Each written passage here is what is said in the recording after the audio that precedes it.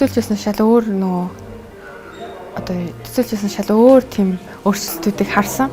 Тэгээд ер нь хизээч өмнө харж байгаагүй жин дээр очисон бас мэдээж нөгөө би чинь багасаа л бондгор тийм унган махтай тий.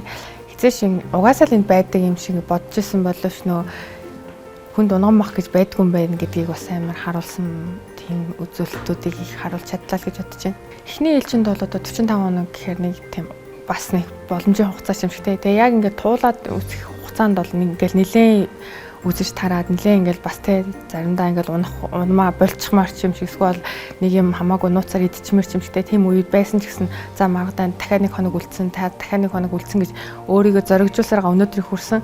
Тэгээ ингээд яг өнөөдрийн өдөрлөгтөө хүрээд эргээд харахаар энэ 45 хоног хугацаа айгүй богино хугацаа байхгүй. Тэгээ бидний хувьд болохоор яг нэрүүл зөв хоолтоороо бас дасгал хөдөлгөөнөөрөө ингээд энэ 45 хоногод яаж өөрчлөлт хийж болох вэ? Үнэхээр өөрчлөлт байдгийн байна гэдгийг маш гоё өөрчлөлтүүд бас харж болдгийн байна гэдгийг бас ингээд харуулж чадчихээн гэж бодож байна.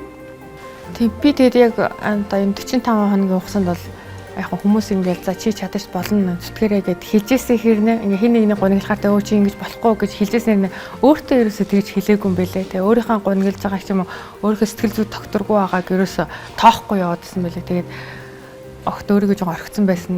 Тэгээд өөртөө сая л хэллээ. За чи 45 хоногийн хугацаанд хангалттай сайн байж чадсандаа ямар ч байсан чи нэг хин нэгний хуураад ингээд те за нэг нууцаар ч юм уу нэг багш өгсөн одоо жороо одоо хоолны дэглэмээс ч юм уу тийм юмнаас нэг гажсан зүйл хийгээгүй. Тэрэндээ бол одоо чи сайн байлаа л гэж сая л хэллээ. Миний хувьд ч нөө багасаа бондгор байсан. Тэгээд том цээж мэжтэйсэн болохоор айгүй нөө хөх мөхнөөсөө ичдэг байсан. Тэгээд яг жин хасах үед бол одоо хөх чичгэрсэн. Тэгээд айгүй хөнгөн шингэн болчлаа. Тэгээд бас нөгөө багасаа бондгор байсан болохоор хизээч нөө тайлгүй ах гэж өөрийгөө боддог гэсэн чинь тайл гарч ирсэн байсан. Тэгээд тэр бол одоо миний хувьд бол амьдралдаа анх удаа харж байгаа зүйл тийм.